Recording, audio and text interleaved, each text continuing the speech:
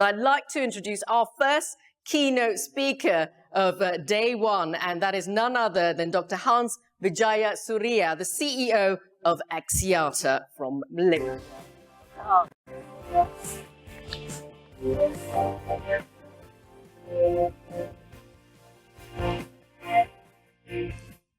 Very good morning.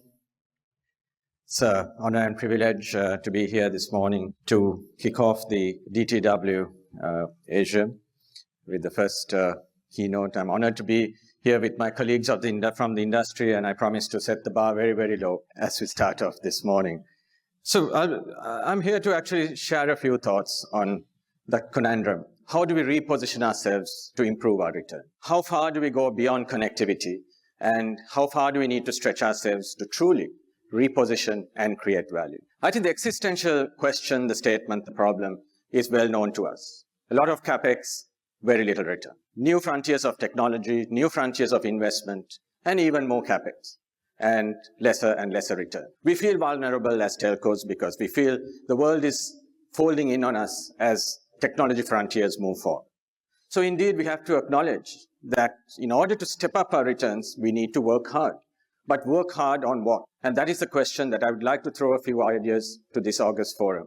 The prize, $5 trillion, but how far can we go? And how much do we need to stretch ourselves to get our fair share of this pie of value creation? I feel that we need to think beyond connectivity, for sure. But do we also need to think beyond solutioning? So far, we think of the telco stacks, and oh yes, we would help produce some solutions on top. We would facilitate, we would engage with some partners and build. I believe we need to go way, way beyond. We need to get into being an expert in partnering, changing our ways of working, and adopting a co-creation culture. We need to think beyond staying relevant. We need to be ambitious, and we have to talk about unlocking growth, creating growth, and establishing a pivotal position, a crucial position in the value chain within the technology frontiers ahead. Very importantly, beyond connectivity does not just mean on top of connectivity, where we stretch that little bit over and above connectivity. We must remember that the environment ahead is one which is very diverse, one which is distributed, massively distributed, involves ecosystems, multiple actors, multiple players. So many, in fact, that we are talking of tens of thousands of stakeholders in this environment ahead. But we tend to use our network champion or connectivity champion heritage as our main lever. Is this a mismatch? We are trying to attack a distributed problem with a very heavy solution, a heavy set of assets which we consider our core strengths. And this, I think, is something we really need to consider. And is it time to consider that we have an opportunity? It's not a threat, it's a huge opportunity to leverage the broader set of telco assets that we have. So what are these assets? I think some of these would tell you my age, that we go back to the fundamental assets of a telco. Customer relationship, engagement capability, infrastructures to deal with millions of people on one hand and thousands of stakeholders on the other. Deep consumer knowledge, financial integrity, then the capability to engage and outreach. Very importantly, trust and brand. And of course, our affinity to regulatory processes, our commitment to compliance, our ability to make this bread and butter in the way we do business. Now, this becomes important because of the supporting context that we are working with. In addition to the massively distributed ecosystem we are grappling with, also regulatory scrutiny, the fundamentals of privacy, data protection, etc. There are new fundamentals coming in, which blow the winds in our favor. They are not blowing the winds against us, but we must recognize it. And we must recognize that there's a distinct position for the trust holder and local expert, which telcos inherently are. But something to remember, again, given our engineering kind of ethos, that simply building, simply opening our networks, simply exposing a few telco APIs or even hundreds of telco APIs will not cut it. We need to refocus, and we need to do some of those difficult things for us telco people. We need to put effort into orchestration and building of ecosystem. We need to put investment into zero-touch partnering and making it real. Let's look at ourselves. Our partnering APIs, are they really zero touch? Are we enabling platforms which bring in thousands of ecosystems players, whether they be hyperscalers to the smallest developer in some corner of Asia?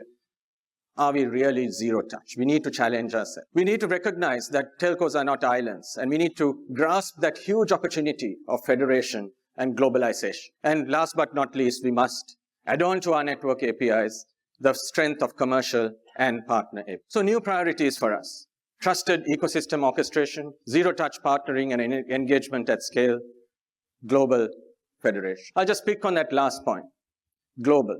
I think we missed a trick.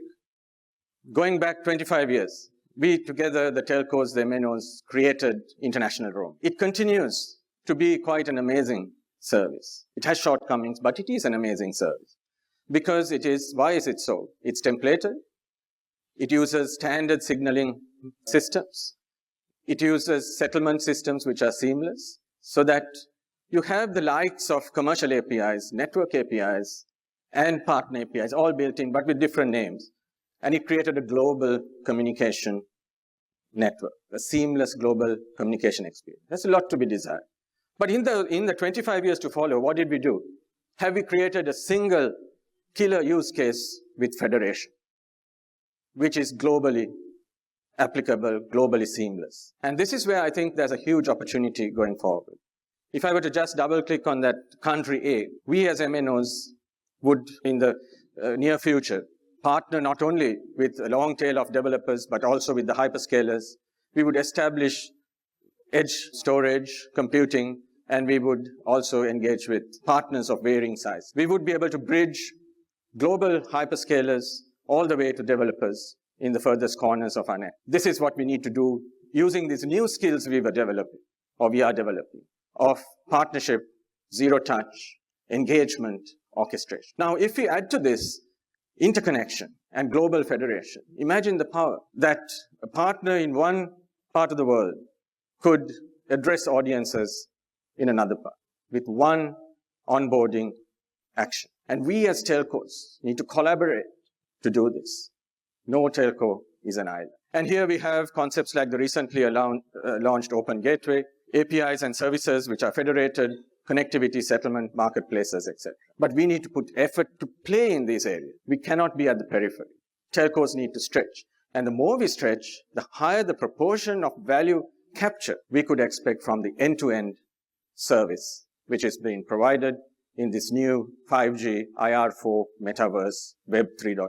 So what is our proposition? What is our call out to the hyperscalers, to big tech, to integrators, to the device manufacturer, ecosystem players like the fintechs, content providers, content curators, even individual customers, and of course, application developers? We would put ourselves forward as the local expert and trust enabler, as the ecosystem and product orchestrator, the provider of a zero-touch onboarding experience, the gateway to global federation, and of course, our core competence, differentiated and zero-touch connectivity as a service. This should be our proposition to the key players in the landscape ahead. But to do this, we don't need too much new tech. I think we already have the tech. We need to stretch ourselves in terms of engagement, partnering, and ecosystem development. So what are we really doing? We are converting an untrusted ecosystem into a trusted experience, a set of trusted experiences and products at global scale. We are providing a trust wrapper. We are providing development facilities for developers and partners. We are bridging local ecosystems to global audiences. And we are also bridging cloud and partner ecosystems and providing app localization. Network, commercial, and cloud API orchestration on top. So the prerequisite is that we need to go out and reach out, develop ecosystems, handhold, engage, whether they are the largest or the smallest partner. Some notes from the Axiata experience, which gives me confidence to talk about this topic of engagement. Over the years, since 2012, we've developed some 120 high-velocity APIs. We today record around 4% of revenue from API business. We engage 70,000 developers, 90,000 applications, and we have app federation across our multiple opcos in Asia. Some of the concepts I was talking about, but no way near the dream that we can all put forward in terms of a global ecosystem which each of us can have a role to play in creating. I won't go into the detail here, but basically the numbers here point to the on-the-ground efforts, having to engage with developers of all shapes and sizes in all countries, ability to deal with hyperscalers and other infrastructure providers, bringing to the table partners, and also abiding with compliance and other regulatory constructs. Our finding and learning was that these three facets need to go hand in hand. On one hand, we have to have faith that partnering and ecosystem development is going to be the differentiator. We need to adopt new ways of working, and we need to transform our IT system. We also need to have a deep belief in the concepts Nick spoke about on the video, embracing the telco to TechCo transformation, which really means moving from asset-heavy to asset-light, moving from hardware to software, from hard assets to people and culture, and bringing all this together to transform our capabilities in an ecosystem context as opposed to a single monolithic telco context. We found that this agile partnering focus triggered a radical way in the way we worked. We started with a very traditional IT stack, which was fragmented across our region, but driving external API business, engaging with external partners, helped us to also drive internal culture. We adopted the TM Forum ODA architecture, and today we run 30 over TM Forum APIs and recently 5 Open Gateway APIs. This stack enables a Lego-like structure and architecture for our IT systems, which enable any customer journey to be built very, very fast. And we also began to rethink our IT architecture, operating model, and the way of work. This means that as telcos, we need to take on new KPIs. How fast can we onboard a partner? How far have we penetrated a particular ecosystem? What percentage of developers in the market have we onboarded? These are new KPIs to talk about. And how fast do we onboard, and how fast do we take a product to market? Very similar to a digital business. So unless we change the ways we work, change our KPIs, we will remain a non-digital telco. Last but not least, let me leave you with this thought, that we in Asia have a very, very unique opportunity. Asia, on one hand, is heterogeneous. Asian economies range from the most advanced to the poorest countries in the world. On the other hand, we as telcos have infrastructure which is very homogeneous. So we have this situation where we have homogeneous infrastructure in a heterogeneous region. So we have a unique opportunity to make things equal. We have that unique opportunity through collaboration, through aggregation, through ecosystem development, through federation, to bring more and more people onto a common platform. And this will drive the equalization of economies. It will drive equalization of national competitiveness. It will make way for a more equal world. And I think this is a very powerful concept that we as telcos have had over the last decades. We have made big differences. Yes, we have taken connectivity to the furthest points of the world. We have delivered education, financial services. We have equalized. But let's call that Web 2.0 based equalization. Now we need to think of Web 3.0 equalization. So that the next phase, the Web 3.0, 5G, the metaverse, IR4, is not the source and trigger of an even more incisive digital divide, but a very, very powerful digital bridge. And I think we have a great, great opportunity. Thank you very much. Hans, thank you so much. Please take a seat. Thank you for that. You said you were going to set the bar low. I think you set the bar exceptionally high. And so many great sound bites in there on the important role, but also the opportunity. I can tell from what you're saying, you're very passionate about there being a new path forward for telecoms. And you describe being a local expert, being an ecosystem orchestrator. One thing that stood out to me in what you described there as a USP for this industry is taking, you call them untrusted ecosystems and making them to trusted experiences. Tell us a bit more about that. Is telco really set to be the organizations that bring that trust to this ecosystem? We know, I believe, as an industry. But do we have the assets to recreate a positioning on that basis? I think definitely yes. We have to just dig into our own organizations, walk the corridors, the number of compliance people we have, the number of regulatory experts we have, the number of people with thought leadership within our organization, the number of people who know our customers and can convert untrusted into trusted and package products. That's our core skill. That's what we do as bread and butter. Now it's about delayering this, to use your term. Delayering means recognize that each of these skills is not just a backroom function, but a strategic asset. So that we take it out, focus on it, and build this ecosystem, curation, product. And I believe this is a journey of 5 to 10 years. But I believe if we play this role, we have that position, pivotal position in the ecosystem which we need. Now, Hans, we've been on this journey for some time. We're very proud in TM Forum to be working closely with Axiata, and we mentioned there in the opening that you're running on open digital architecture, one of the first 3 service providers to be doing so. Tell us a bit about what gives you confidence in the journey you've been on so far, and maybe to those in the audience who may be earlier in the journey, what would you highlight to them as important lessons learned in the experiences you've had in building this developer ecosystem? This question is a little above my pay grade, but like I mentioned earlier, the realignment of our IT systems, IT architecture, actually doing a radical change towards ODA. Mm-hmm. And I think the TM Forum's contribution to this has been enormous as far as the Axiata group is concerned. We've been able to rethink and recreate the building blocks of IT, see them in a different light, and position them in a way which enables zero-touch partnering.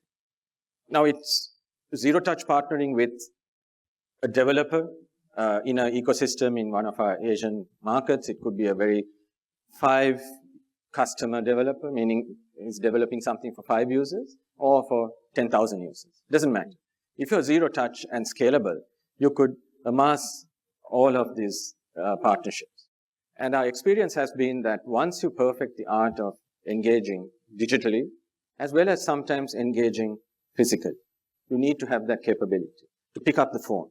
Because some of our competitors in the larger scale don't pick up the phone.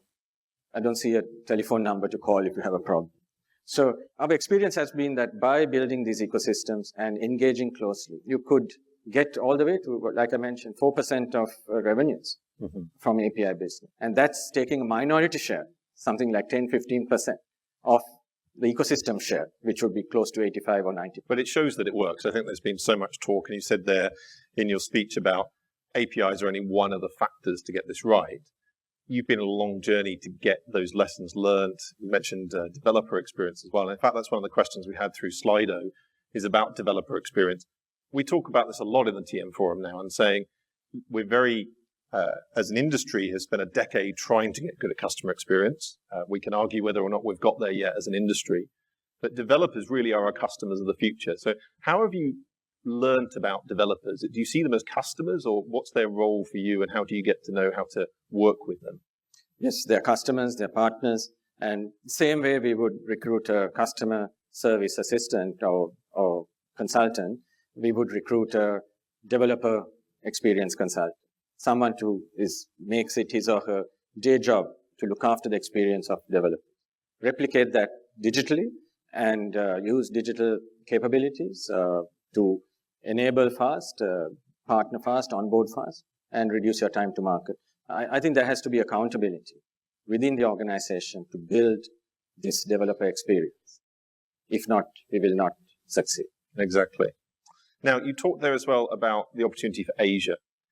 Can I just press you on a little bit further? What will be the unique characteristics of this region that allow it to lead in the opportunity you've set out? I think our region is very, like I said, diverse from the most advanced markets all the way to the most economically challenged. But something we do have is talent. Mm-hmm. Asian talent in this area is also, I think, overweight. Also, we have the discipline of having created value for the bottom of the pyramid. Asia is very expert in this. So we just need to flip those capabilities, experiences, rewarding experiences that we had, creating value for millions of people, billions in fact, and turning this into a new wave of equalization, new wave of bringing the metaverse, IR 4.0, 5G, Web 3.0 experiences to millions of people on a common platform. An important point here, Nick, is I think we need to replicate what we did 25 years ago to interconnect cleverly, smart interconnection between all the telcos in the region, which would multiply, because if you develop a service in one country for a particular community and the telcos are able to localize, then it's only a matter of a few development steps to take it across Asia. And this is the experience we have had at Axiata with just 6 telcos in an interconnected, federated app and API space. So Axiata run the proof of concept. You're now seeing it as a meaningful return, meaningful source of income. Now it's time to scale up and really seize the opportunity. That's right. And see it as a unique and separate business, which adds value, which has the potential to deliver. I'm putting a target out there. Let's try to create 10 to 20% of revenues from ecosystem building in the next 5 to 10 years. That will go a long way towards reigniting growth, which is our goal here this week. We're almost out of time. Before I finish up, Dr. Hans, tell us a little bit about your expectation of this audience, of the industry as a whole. What do you want to see from the work in bodies like the TM Forum and in the industry at large? So I think the TM Forum is a perfect platform to bring all the stakeholders together. I must apologize if I spoke very much from a telco heart. But the telco heart is not about rejecting or competing with big tech or hyperscalers. It's about creating a platform for growth for everyone. And I think the approach that, if we take this collaboration approach and make things easier for all players so that it's friction-free, it's single point of partnering and onboarding, regional and global access, I think we'll be adding value to everyone. And putting this message in perspective, balancing the stakeholder interests, and advancing the tech platforms which need to be brought in to enable this delayering, enable this telco to TechCo transformation is a huge role that the TM Forum is playing today and can continue to play well into the future. Well, we look forward to continuing on that journey. We're out of time, but a big round of applause, please. Hans, that was fantastic. Thank you.